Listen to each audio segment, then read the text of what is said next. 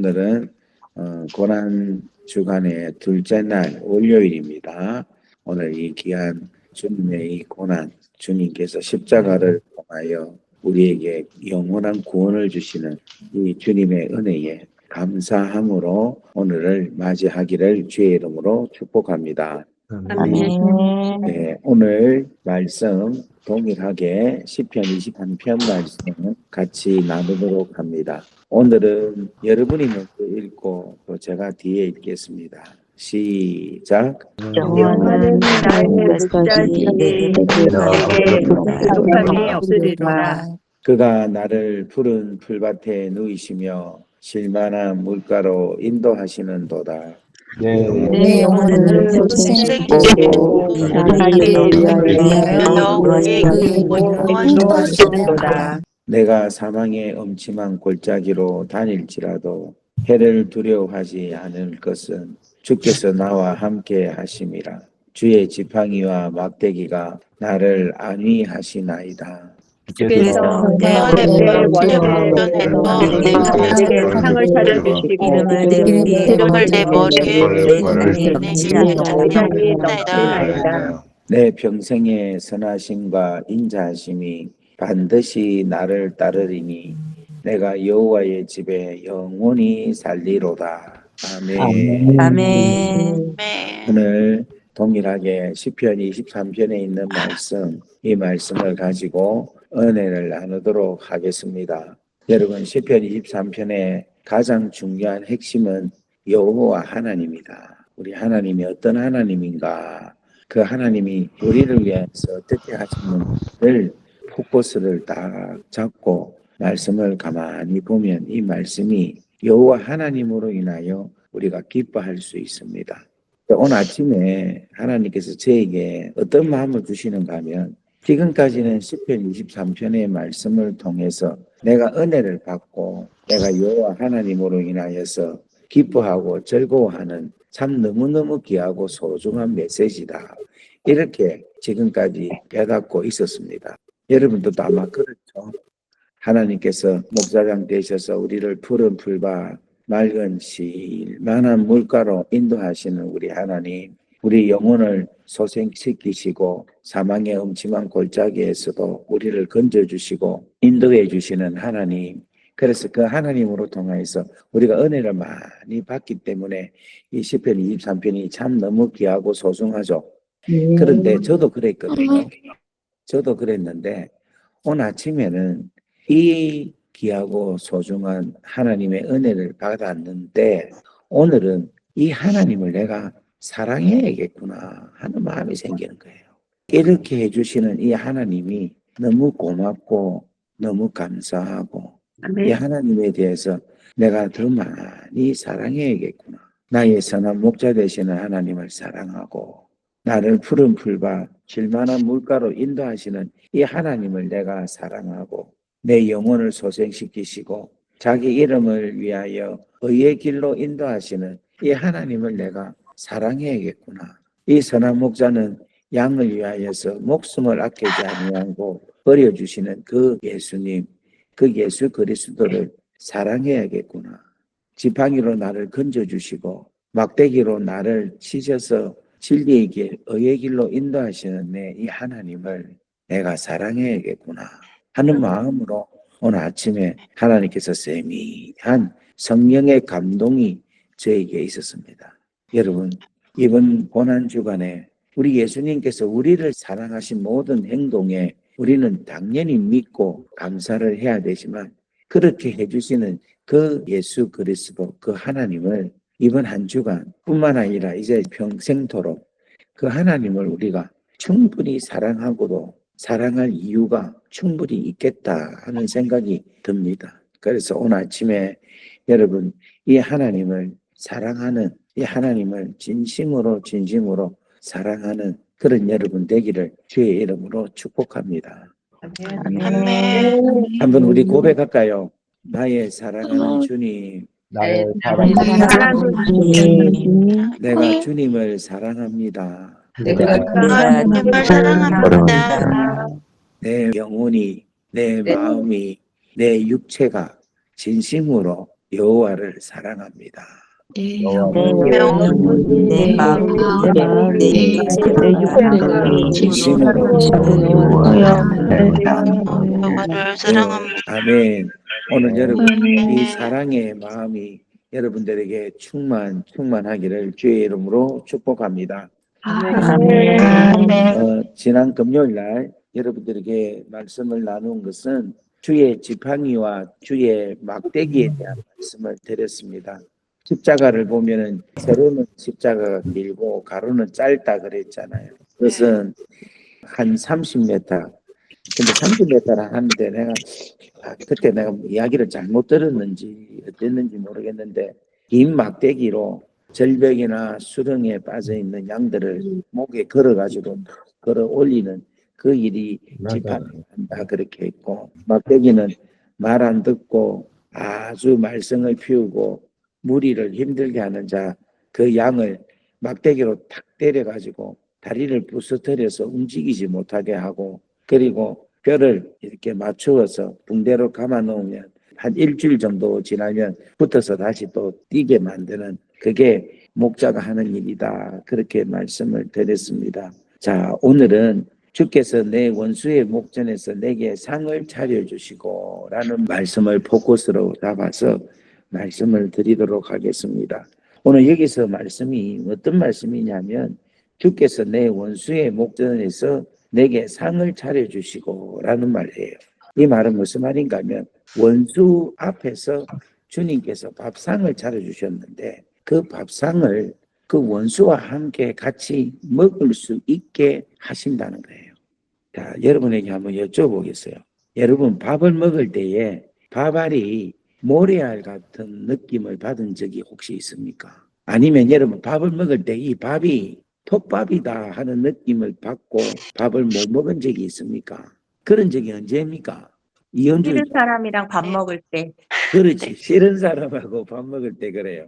제가 이런 경험이 있습니다.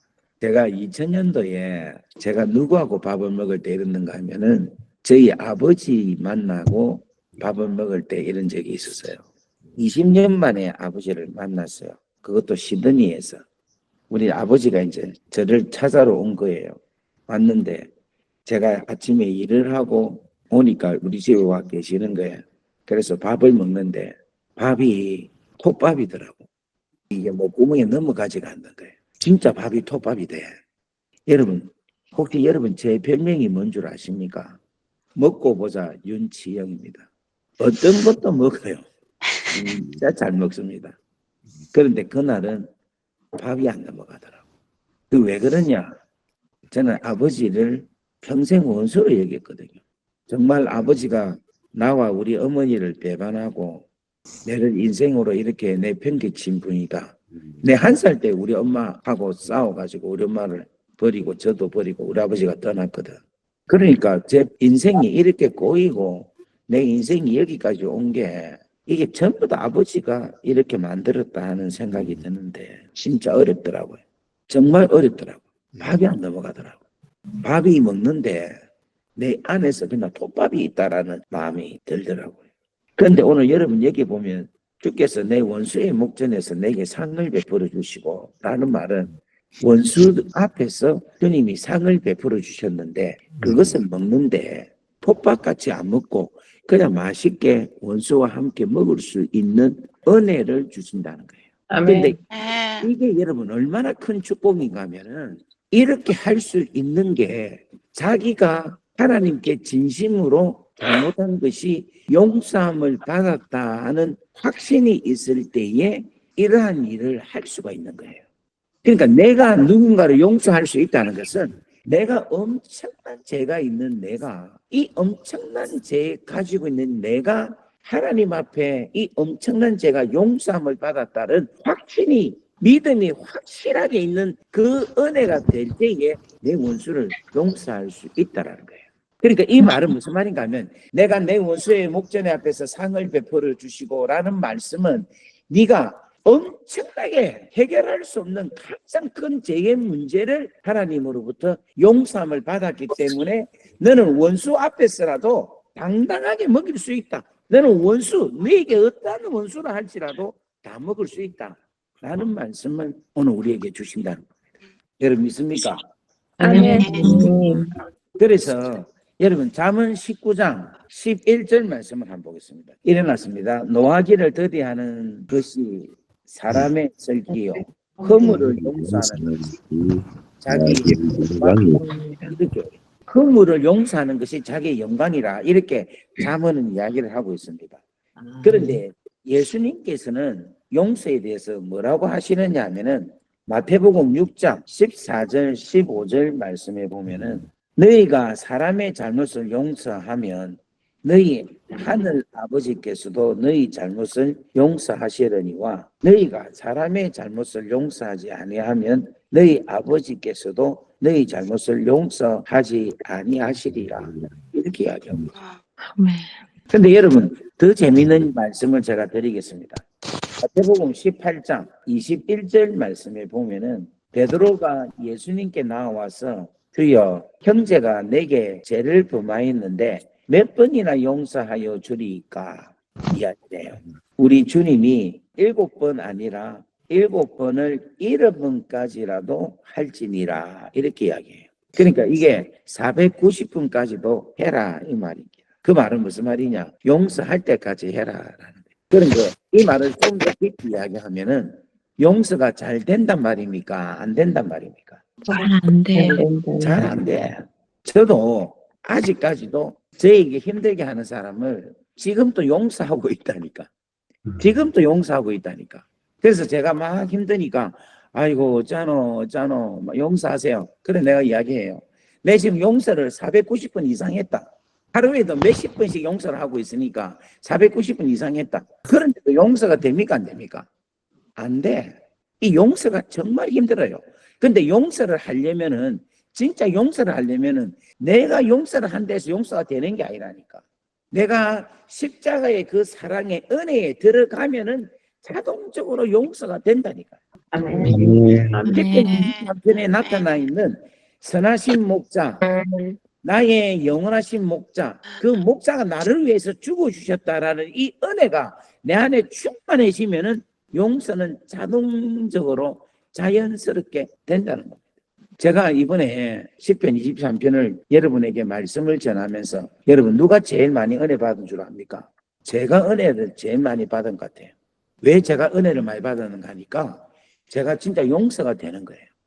하나님의 십자가의 그 은혜에 내가 들어가니까 용서가 되는 거예요. 그래서 여러분 잘 보십시오. 이게 아주 중요한 말씀인데 마태복음 18장 21절부터 쭉 한번 읽어보겠습니다.